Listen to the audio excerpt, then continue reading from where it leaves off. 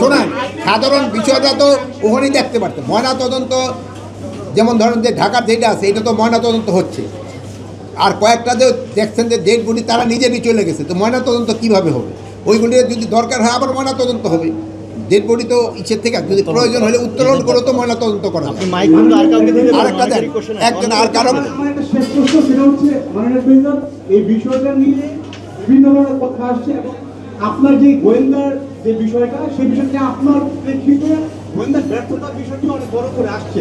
আমার প্রশ্ন হচ্ছে, এই গোপালগঞ্জের ঘটনায় এক কথায় দায় আপনি কাকে দিলেন? শোনেন, এটা ব্যাপারে একটা কমিটি গ্রহণ করা হয়েছে, এই কমিটিতেই নির্ধারণ করবে এটা কার দায়। যে জানেন একটা হাই পাওয়ার কমিটি করা হয়েছে, যেটা আপনারাই প্রচার করছেন।